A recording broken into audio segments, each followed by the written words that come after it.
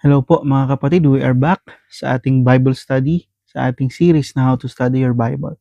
So, ang last lesson po natin, I think was last week pa, no? And ang kadahilanan po niyan ay sira po yung microphone or yung audio ng aking phone. So, inantay ko pa po dumating itong in-order ko na microphone. Ito po, no? So, ngayon po na meron na tayo nito, tuloy-tuloy na po tayo ulit sa ating pag-aaral ng ating Biblia. This will be lesson 4 sa ating series na How to Study the Bible. This will be the final lesson sa series natin ito. But again, this will be introduction lamang, no? Surface level lamang po ito sa ating pag-aaral ng truth about sa ating Biblia. So magkakaroon pa po tayo ng series kung paano pa natin mas malalim na pag-aaralan ng ating Bible, kung paano tayo i-interpret pa ng ating Bible, ano? So this will be lesson 4. Ang title po nito ay Rightly Dividing the Word. So itong title po natin ay nanggaling mismo sa ating verse of the day. Again, ang gamit ko po ay KJV Bible or King James Version. Kung hindi po KJV ang gamit ninyo habang nanonood po kayo ng ating lesson, sinulat ko po sa inyong notes ang mga verses na ating gagamitin, and I will urge everyone po na i-print or at least i-view man lamang sa phone nila yung ating notes para may guide po kayo habang tayo ay nag-aaral. So, simulan po natin. 2 Timothy chapter 2 verse 15, KJV. Study to show thyself approved unto God, a workman that needeth not to be ashamed, rightly dividing the word of truth. So, kung meron pong rightly dividing the word of truth, meron din pong a way to wrongly divide the word of truth. So, pag-aaralan po natin yan. Paano ba natin siya maiwasan? Ano ba yung dapat natin gawin? Or yung best practices, ano? So, kung paano natin pag-aaralan ng ating Bible. So, tip number 1, be mentally and physically ready. So, we have to be ready mentally and physically kapag tayo po ay mag-aaral ng ating Biblia. It is very important kasi po mga kapatid, it will influence, no, kung gaano tayo magiging ka-focus sa ating pag-aaral. Kasi po kung hindi tayo komportable na maraming distractions sa paligid, talaga po hindi natin maunawaan ng maayos ang ating binabasa, no? So, point A sa ating tip number 1 is read in a quiet place. Very important po ang tip na ito dahil katulad po ng ating pagdadasal, no, kapag tayo nagdadasal, I think na-mention ko to before sa isang lesson. Kapag tayo nagdadasal, we have to do it in a quiet place. Why? Because it is a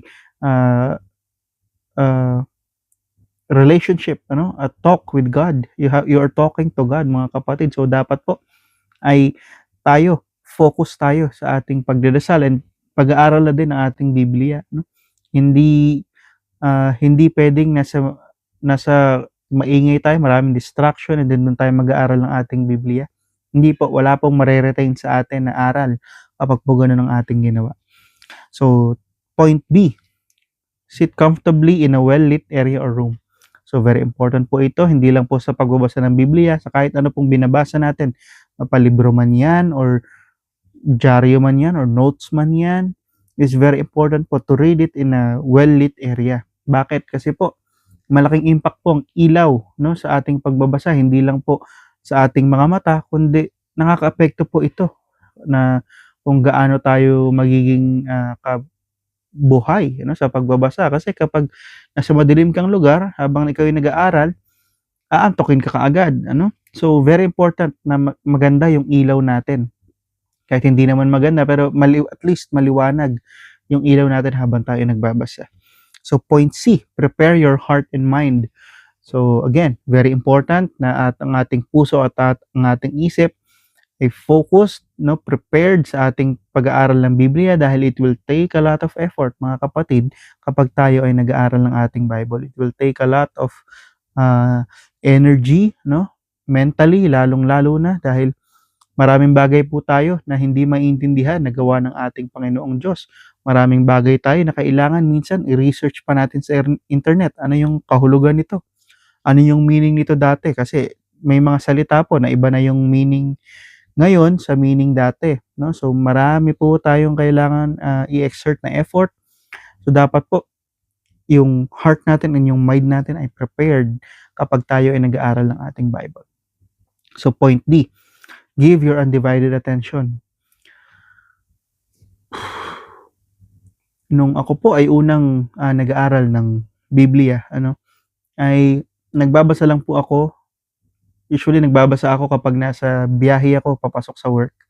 Nagbabasa po ako ng Bible sa phone, And minsan kapag habang nasa biyahe ka, may makikita ka mga signs, may makikita ka mga sasakyan, or minsan nagpapatugtog yung sinasakyan mo. So, yung attention mo po ay kung saan-saan na napupunta, I've learned that when I study the Bible, I should do it in a quiet place as well.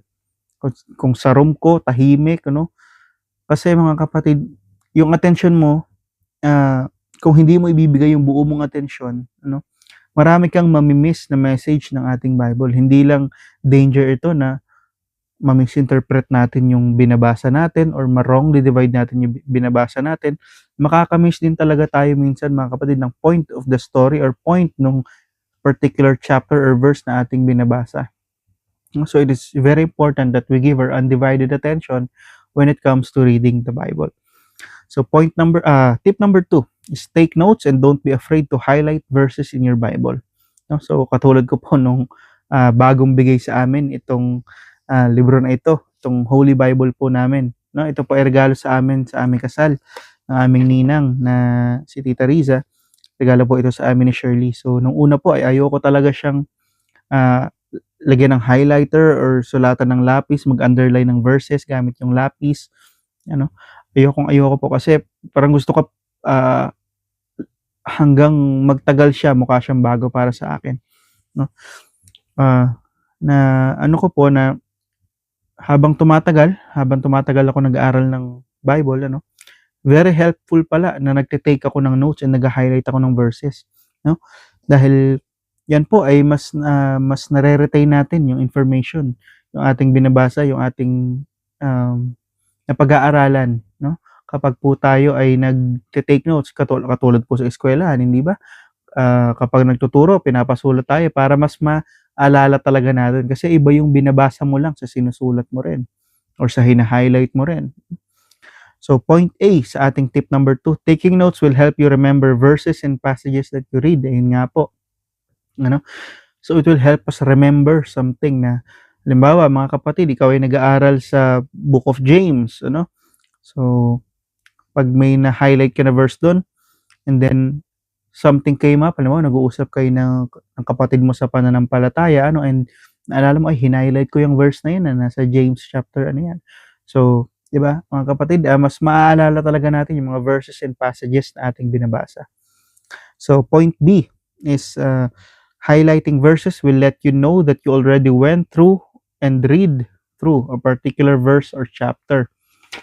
So, this will happen po, lalo na, halimbawa, ikaw ay ilang ulit na pagbabasa ng ating Bible, Or at least, yung binabasa mong chapter or verses ay naging lesson sa inyong church. Kung saan ka nagsisimba, ay, nabasa ko na-highlight ko itong verse na ito, Hindi ko to naunawaan nung una ko siyang binasa, pero ngayon, nung naging sermon siya, nung na-preach siya, ay mas naunawaan ko kung ano ibig niyang sabihin or nung, ito pala yung sinasabi dun sa nakaraang verse na hinighlight ko. Halimbawa, nagbasa ka sa gantong book, then nag-go on ka na. Tapos nakakita ka, connecting verse pala ito dun sa hinighlight ko before na hindi ko masyadong naintindihan. So, very important po na tayo ay nag-highlight ng verses kasi mas mare-retain nga po yung information, yung ating pinag-aaralan sa ating isip at puso. So, tip number 3 is build up reading stamina. This is very important. Ano ba yung reading stamina? Sa mga mahilig magbasa dyan, they can go on like 1 hour, 2 hours sa pagbabasa lamang ng libro or ng kung ano man. Pero yung iba po na hindi talaga mahilig magbasa, 10 minutes, mahaba na nga, 15 minutes, mahaba na nga yan. So talaga pong madali silang ma-bored. So reading stamina, kapag po tayo ay nag-aaral lagi ng ating Biblia. Example, this week, mag-aaral ako ng 10-15 minutes or 2 to 4 chapters, And then next week, mag-aaral naman ako ng 15 minutes, no, minimum 15 minutes. So, it's important that we have a goal. Dahil kapag po may goal tayo na ganyan, mas tataas po yung ating reading stamina. And kapag tumaas yung ating reading stamina, mas madami tayong verses or chapters na mababasa na makakaapekto po sa ating growth din, sa ating faith. So, very important po ang reading stamina sa ating pag-aaral ng ating Biblia dahil hindi lamang po yan basta effort sa pag-intindi, yan po ay effort din na labanan yung mga distractions, yung kaantukan. Very important po yan. And tip number 4, always begin with the prayer. So, when it comes to reading the Bible or in everything that you do, kung ano man yan, kumain or pumasok sa work, pumasok sa school, always start your day with a prayer. Now, punta po tayo sa James chapter 1 verse 5. Again, nakasulat po ito sa ating notes. James chapter 1 verse 5, if any of you lack wisdom, let him ask of God that giveth to all men liberally and upbraideth not, and it shall be given him. So, verse 6, but let him ask in faith, nothing wavering. For he that wavereth is like a wave of sea driven with the wind and tossed. So, when it comes to reading the Bible, especially mga kapatid, kapag meron ka ng yung conviction mo talaga na, I will study the Word of God, I want to get closer to God, I want to know more about God, na I want to obey God and His command, we have to start studying the Bible with the prayer. Why? We have to condition our heart, mga kapatid, na tayo po ay hihiling sa ating Panginoon. We have to pray. We have to ask God, We have to ask the Holy Spirit na nag-inspire nitong Holy Bible to reveal it to us. Because when it comes to studying the scriptures, if wala sa atin ang Holy Spirit, ay mahirapan po tayong intindihin ang ating Biblia. Hindi po talaga natin siya magigets kung bakit ginawa ito ng Panginoon, bakit ganito yung sitwasyon dati, bakit sa kanila sinabi ito ng Panginoon. So, let's pray po talaga before tayo study ng ating Bible. So, tip number 5, approach with humility and reverence. James chapter 4 verse 10. Ito po tayo. James chapter 4 verse 10. Humble yourselves in the sight of the Lord and He shall lift you up. So, let's humble ourselves, mga kapatid, in the sight of the Lord. So, when it comes to reading the Bible, we have to ask ourselves, sino ba tayo, compared sa ating Panginoon na creator of all things, Tayo ay alikabok lamang tayo, mga kapatid, Hindi tayo pwede magyabang sa ating Panginoon dahil lahat ng meron tayo bigay niya. Wala tayong pag-aari kahit lahat ay sa Kanya. So we have to humble ourselves. Think of who you are and who God is. Ano ba yung nagawa ni God for you, for us, for everyone, Ano ba yung gagawin pa ni God? Ready niyang gawin pa for us. Ano ba yung promises niya for us? So you have to think about that as well. You have to read your Bible na may humility ka and reverence. Reverence is deep respect. So, respect the Bible, read it with humility, mga kapatid, and ask the Holy Spirit to guide you. It will really help you to understand what you are studying. So, tip number 6 is context. Again, ito po ay yung 2 Timothy chapter 2 verse 15 is rightly dividing the word of truth. Paano ba natin makukuha yung context ng isang particular verse or ng isang particular chapter? Because, mga kapatid, this is where many Christians go wrong, especially when it comes to quoting verses. They will share one verse and they think it applies to all. So, we have to understand yung context. 2 Timothy chapter 2 verse 15. Ask questions. So, napag-aralan natin before sa ating series na Worship in Spirit and in Truth, yung what, when, who, why, ano pa isa? Where. Yeah, yung 5 W's na yan. So, yan po ay makakatulong sa ating pag-a-analyze ng ating binabasa, sa ating chapter or verse na binabasa. So, halimbawa, may nabasa ka sa Acts chapter 16, yung kay Paul. So, bakit ito nangyayari kay Paul? What happened? Ano nangyari? Why is it happening kay Paul? When? Kailan ito nangyari kay Paul? where, saan ito nangyari kay Paul, and who, no, sino yung gumawa nito kay Paul. So kapag po nalaman natin or na-answer natin yung 5 questions na yan, we will have a foundation sa kung ano ba yung context nitong binabasa natin. So asking those 5 questions, mga kapatid, is a really helpful tip na pwede natin gawin sa lahat ng part ng Bible, all throughout the Bible, ano. So very important po yung 5 W's na yan. Point B is read the preceding and the next verses. So this will tell you what happened and what is the cause for that event to happen. So, bawa, nag-flip ka ng verse, no? Nagbasa ka ng isang verse, and then gusto mo malaman kung ano ba yung kung bakit ba nasabi yun. So you have to read the preceding verses, yung mga before, yung bago verse na yun, kung chapters man yung tinagal, yung hinaba, you have to read that as well. And yung mga kasunod pa, ano ba yung nangyari after nung mangyari yung particular situation dyan sa verse mo na yan. So very important po yan, reading the next and preceding verses, especially if nag-flip ka lang and you point into one verse, or you decided to read the verse na nakita mo sa internet or narinig mo na pinreach ng someone, ano. So we have to understand that in order to get the correct context sa ating Bible.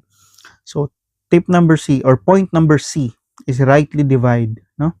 So ito rin po ay tinatawag na discernment din, ano? So or rightly divide, discernment, ano? It's very important po, ano, na we have to think na, because sobrang dami po commands, law sa ating Bible, ano? So we have to think, para kanino ba itong verse na ito? Sino ba yung sinasabihan nito? Ano, halimbawa itong James, Book of James, para kanino ba sinasabi itong Book of James? Sino ba yung author nitong Book of James? Ano ba yung intended na sabihin nitong author nito doon sa audience, ano? Dito sa Book of James. So, para ba ito sa atin? Para ba ito sa mga Jews? Or para sa ating mga Gentiles? So, we have to rightly divide, ano? We have to discern kung ano ba yung para saan, para kanino ba yung para sa ano. So, very important po yan when it comes to reading the Bible. Yung binigay kay Moses, yung binigay kay Noah, yung sinabi kay Moses, sinabi kay Noah, sinabi kay Adam, kay Abraham. Ano ba yan? Is it for all? Lahat ba yan ay para gawin natin? No? Or we have to rightly divide? Yan ba ay sa kapanahunan nila? No? Kasi po sa kapanahunan nila, ng Old Testament, ano, kadalasan ay it comes with works, ano, yung kanilang salvation comes with works, no? That's why meron nga pong law. So ngayon po tayo po ay nasa age of grace. Tayo po ay believe lamang, ano, and after po ng age of grace, mga kapatid, ay ayan na. So malalaman natin diyan kapag tayo nag-rightly divide and nagkaroon ng discernment, ano, ay ito pala, age of grace pala tayo ngayon. We have to repent, we have to believe, ano. Pero sa ibang part na, ay they do works, no? God requires for them to work their way through, no, sa kanilang salvation. Bawa kay Noah, building yung ark, ano, yun yung way para ma-save, diba? So sa atin po ay believe lamang and repent, no? Believe lamang talaga, mga kapatid, napakadali, no? Kung isipin natin na ay ang easy naman ng kasi yun ang kadalasang argument, no, ng iba na hindi Christian.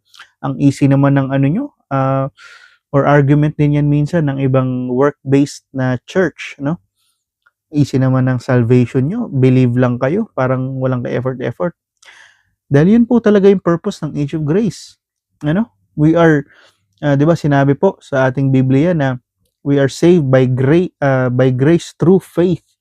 Di ba? Doon lamang po, dahil yung lahat po ng kasalanan natin, past, present, and future, napagbayaran na po ng dugo ng ating Panginoong Hesus. We are washed by the blood. Ano? And to require works, no? To require yung, halimbawa, re-require nila, kailangan magpa-baptize ka, kailangan mag-donate ka ng ganitong klase ng amount, or magbigay ka ng ganitong klase ng amount sa church, or mag-good works ka, or magganto ka. If you require that for the salvation, it's like saying na hindi enough yung blood of Christ para sa ating salvation, which is, ano po yan? Blasphemy, heresy, ano, mga kapatid. So, we are in the age of grace, mga kapatid. So all we have to do is believe sa ating Panginoong Hesus, no? Believe in the name of our Lord and Jesus Christ sa kanyang finished work sa cross, no? So yan po yung pagre-rightly divide. We have to know para kanino ba ito sinabi, para saan ba ito sinabi, no? Ito ba ay para sa mga Hudyo o para sa atin ba itong mga Gentiles, no?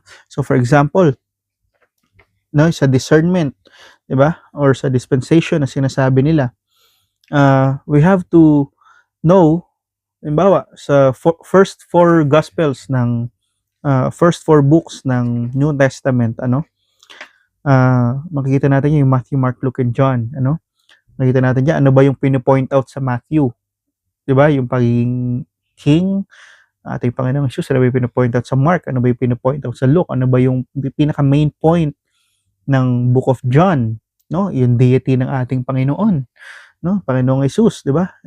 Punta po tayo sa John, wala ito sa notes niyo, pero punta tayo sa John chapter 1 verse 1. Nakikita natin diyan yung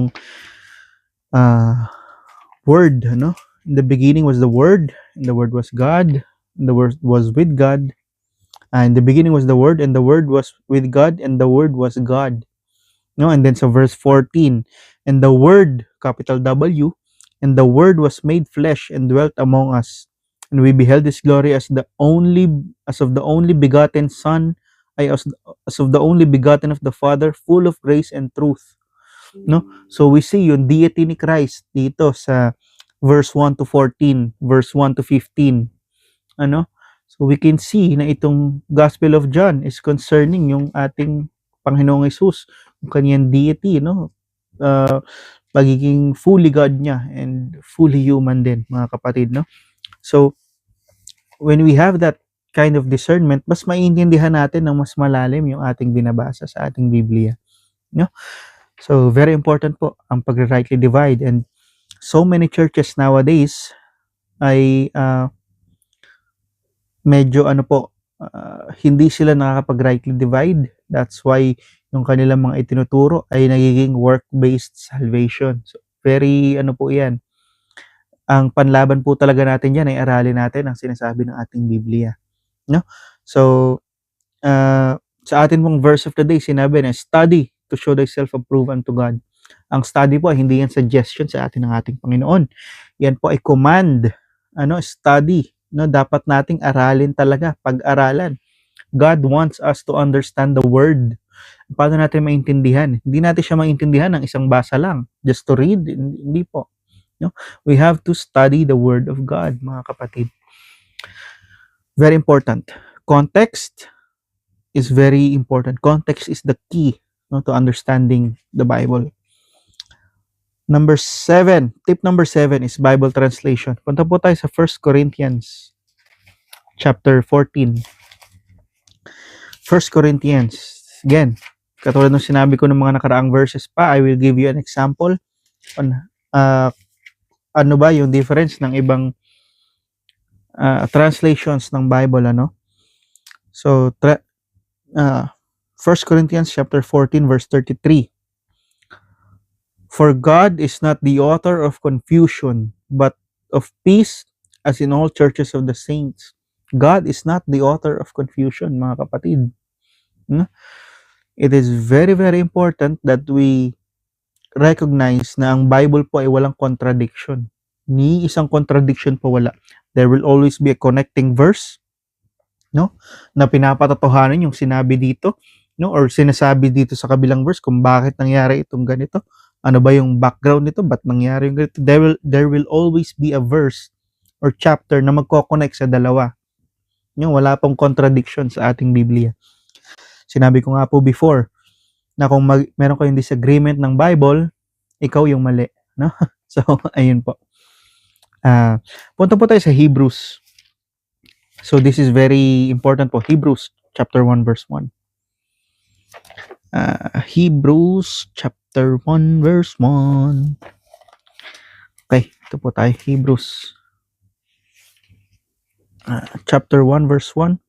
God who at sundry times and in diverse manners, so sinabi po dito, si God who at sundry times, sa iba't ibang panahon, and in diverse manners, sa iba't ibang paraan, spake in time past, no, sa iba't ibang panahon, unto the fathers by the prophets. So we have to understand na ang ating Panginoon, no, ay gumagawa ng paraan, no, kahit iba't ibang paraan, yung hindi natin alam or hindi natin expected na paraan, no, sa kung paano natin maiintindihan, no, yung Word of God, yung Bible mismo, no, Jesus Christ, ano, paano ba natin mas malalaman o mas makikilala ang ating Panginoon, no? So yan pong dalawang yan, itong 2 Timothy chapter 2 verse 15 and Hebrews chapter 1 verse 1, foundation po when it comes to reading the Bible. Yan po ay talaga namang makakatulong, no, sa atin para mas maintindihan natin yung ating binabasa. So ito po, sinulat ko na lang po ito sa notes nyo, ano mga kapatid.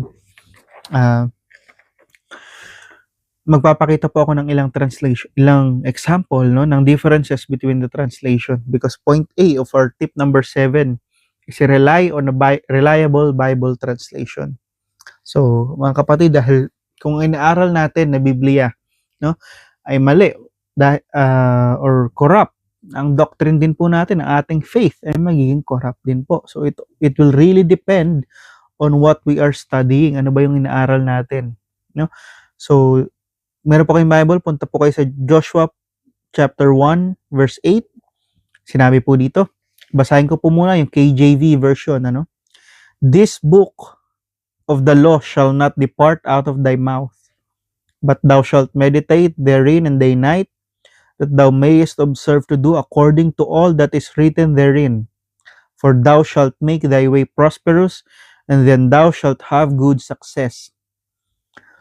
So, napansin niyo po yung first sentence, ano? This book of the law shall not depart out of thy mouth.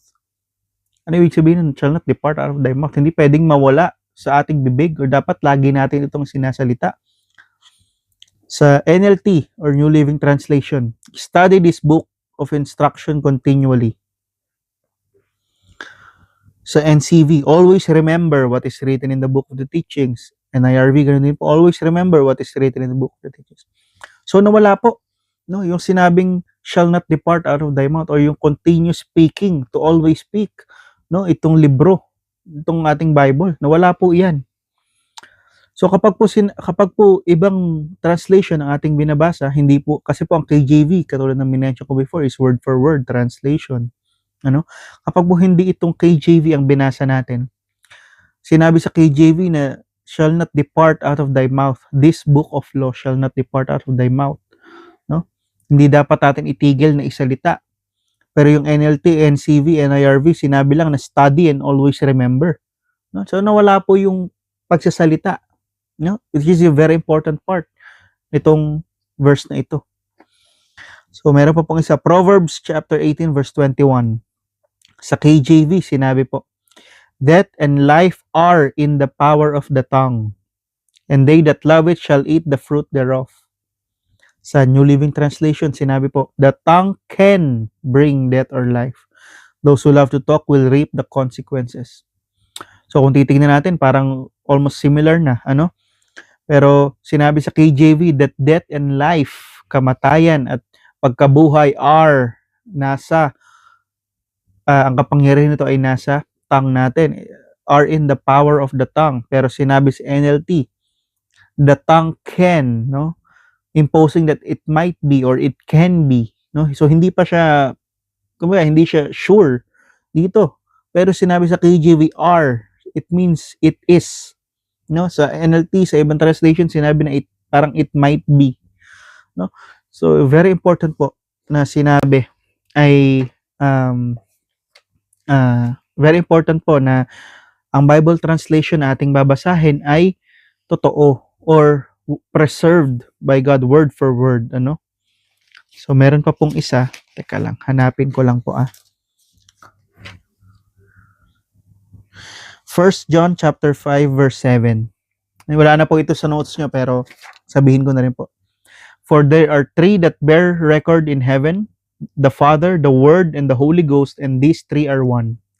So sinabi po dito yung deity, no, ng ating Holy Trinity. For there are three that bear record in heaven, the Father, the Word, and the Holy Ghost. Ito po, the Father, the Word, which is Jesus Christ, and the Holy Ghost. And these three are one. No? Sinabi pa sa verse 8, there are three that bear witness, the earth, the spirit, and the water, and the blood, and these three agree in one. So dito po sa 1 John chapter 5 verse 7, sa ibang verses po, inalis nila yung the Father, the Word, and the Holy Ghost, and these three are one. Nakalagay lang po sa ibang version, for there are three witnesses, or for there are three that bear record in heaven. So inalis po nila yung Trinity, no? Which is kung babasahin siya ng isang tao na nag-aaral pa lamang ng Biblia, mawawala yung Trinity, yung Holy Trinity natin. So very important na ang babasahin po natin ay na Bible translation ay reliable, which is yung preserved word for word. Again, if nahihirapan tayong basahin ng KJV dahil malalim ang mga English, I know naging problem ko din po yan, and until now, may mga salita po ako dito na hindi masyadong maintindihan dahil malalim talaga yung English. Available na po ang Google search sa lahat ng mobile phones or smart devices. So it's very important mga kapatid na do your own research din. Study. Dahil kapag nag-study ka, 'di ba, naghahanap ka ng mga ano tawag doon? Yung magko-correlate doon sa inaaral mo, mga sources. So, ganoon din po, aralin din po natin. Matuto rin po kapag po tayo nagbabasa ng Biblia, matuto rin po tayo na maghanap ng meaning ng hindi natin maintindihan online. Meron po mga tools online that can help you understand ano ba yung sinabi sa original Hebrew, sa Greek, ano ba yung original word nito, saan ba nakuha itong word na ito. And then based on that, we can learn na ito pala yung ibig sabihin. For example, mga kapatid, sa Isaiah chapter 64, wala ito sa notes nyo, pero ko lang siya recently. Meron doon sinabi na ang righteousness daw natin ay filthy rags, kung compare. So, filthy rags, mga kapatid, ang ating good deeds, ay parang filthy rags sa Panginoon. Pagka sinabi nating filthy rags, parang basahan. Pero nung mga panahon na naisulat ito, or mga panahon, na naisulat yung manuscripts, ang filthy rags po, na tinutukoy nila is yung kapag may dinatnan, yung mga babae, kasi wala pa namang napkin na mga ganun dati, So, yun po yung ginagamit nilang tela, and kapag okay na po, tapos na po, tinapon na nila, nabulok na, yun na po yung filthy rags. So, ang layo po ng basahan doon sa napaggamitan na tela, na may dugo. So, ang layo po ng difference. So, mas maintindihan po natin yung impact ng binabasa natin if we study also yung original text. May mga translation na po yan. Again, one website that I can recommend is, I think, Bible Tools. And yung Bible Hub ba yan? Blue Bible, I think. So, I'll try to forward it po sa inyo din para makahanap din po kayo or magkaroon din po kayo ng idea sa kung ano ba talaga yung meaning nito in the original text. And then, you will know po na ang King James Version ay ang preserved word ng ating Panginoon talaga. Diyan po talaga natin makikita na ang ating inaaral ay totoo, at hindi tayo manliligaw ng doktrina. So, haba na po, 33 minutes na. So, number 8, last tip na po ito. Kapag po tayo nag-aaral ng Biblia, sa lahat ng bagay na ating inaaral sa mundo, be it sa trabaho natin, be it sa school, apply it to your life. Life application is very important po sa ating pamumuhay, bilang mga anak ng ating Panginoon. Dahil kung ikaw ay kiniklaim mo na ikaw ay isang Christian and you are saved, pero ang pakikitungo mo sa iyong mga kamag-anak, sa iyong asawa, sa iyong katrabaho, kaibigan, ay nananatiling pareho, ikaw ay mapanghusga pa rin, ikaw ay nagsisinungaling pa rin, ikaw ay mapanakit pa rin, asan yung inaaral mo? Asan yung binabasa mong Bible? Saan napupunta yan? Sa isip lang, mga kapatid? So, punta po tayo sa James chapter 1 verse 22. James chapter 1 verse 22. But be ye doers of the word and not hearers only, deceiving your own selves. So, wag nating lokohin yung mga sarili natin, mga kapatid, na kapag narinig na kapag sa tingin natin, narinig na natin yung sinasabi ng gospel or nakapunta na tayo sa isang preacher, sa isang church, ay okay na yon. Hindi po. Be ye doers of the word. When it says, be ye doers of the word, we have to apply it to ourselves. Again, not all. We have to discern kung para sa atin ba ito sinasabi or para ba ito sa mga taong nauna sa atin. No, is it for us now, na mga Gentiles, sa age of grace? Or para ito sa mga dati? No, so hindi porket sinabi na para ito sa mga dati, hindi na natin siya pag-aaralan or babasahin. We can still honor God while honoring those laws. Yung mga laws na yon. We can still honor God. We can still learn lessons, sa mga bagay na hindi naman meant for us. That's why we have to study the whole Bible, mga kapatid. Hindi lang po New Testament. Pati Old, basahin din po natin. So, point A dito, remember that we should guide the lost to Christ. So, this is the main point po, ang gusto talaga sa atin ng ating Panginoon. Yung Great Commission na sinasabi nila, yung preach the word, sa lahat. In the name of the Father, the Son, and the Holy Ghost. And, yun nga po, when we are preaching the word, to all nations, mga kapatid, or sa lahat, kahit nasaan ka man, it is very important na nagre-reflect ng salita ng Panginoon sa ating buhay. Because we are the ambassadors of Christ. We are, kumbaga, representante tayo ng ating Panginoon para sa mga unbelievers. Kung ano yung ginagawa natin, kung ano yung kinikilos natin ay nagiging salamin sa ating paniniwala. Which is point B, the way you treat others is a reflection of your belief. So, very important po iyan.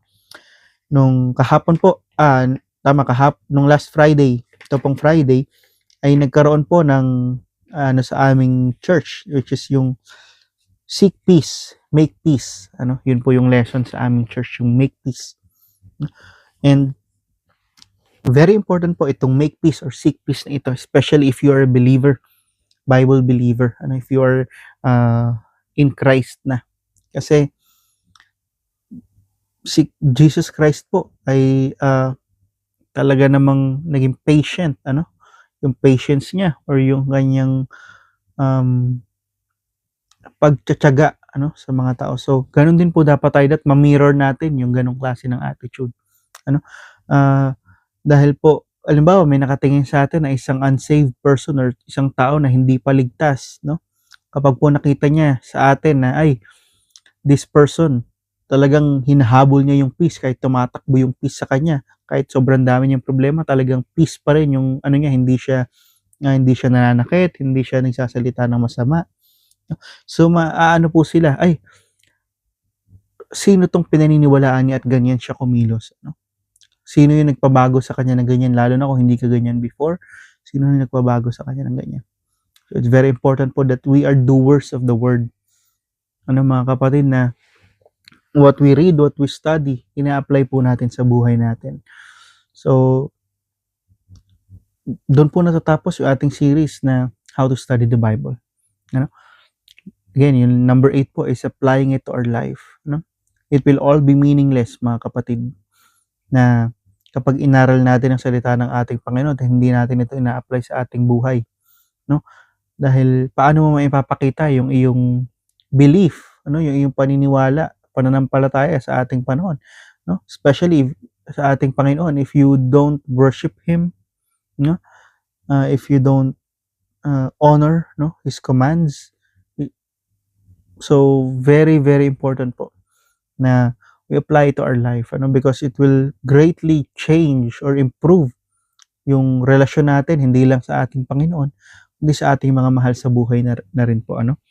So, what we read, what we studied, apply to our life. Apply to our lives, mga kapatid, dahil yan po ay magiging way para ikaw ay makapag-witness ng mas effectively sa ibang tao, sa mga taong lost. We can win more souls to Christ if we are applying God's word sa ating buhay. So, yun lamang po. Again, I warned you before na tatagal ito ng 30 to 40 minutes and 39 minutes na. Let's pray, mga kapatid. Heavenly Father, we praise you, Lord God. We thank you sa amin pong buhay. Lord, we thank you, Lord, sa araw po na ito, sa aming chance to study your word. Lord, we pray that you help us study the Bible. Lord, we pray that you help us to understand the word of your word and help us to apply it to our life. Lord, we pray for wisdom for discernment, Panginoon, sa amin pong pinag-aaralan at binabasa. Lord, we pray for good health and healing sa mga taong nasasaktan at may sakit. Lord, we pray for protection sa aming travels and safety, Panginoon. Lord, we pray for our family members and friends and colleagues na hindi pa po sila in Christ, that you touch their hearts, Panginoon, sa amin pong pag-share ng aming napag-aaralan about sa Bible, Lord God. It's in Jesus' mighty name that we pray. Amen. So, ayun po, mga kapatid, we'll resume again sa ating next series. We'll do next series. I think it will be about prayer. So, very, very important po iyan. So, tapos na po tayo sa introduction or sa surface level ng ating study ng Bible. Punta naman po tayo sa ating prayer. So, I think this will be, itong series na ito ay magkakaroon ng mga 6 or 7 lessons. I don't know how many of those will be video lessons, pero ayun po, I pray na sana po lagi niyong pinapanood ito and lagi niyong binabasa yung mga sinishare natin and pinapanood. Lagi niyo po sanang inaaral din ang inyong Biblia. So, ayun lang po. I'll see you soon.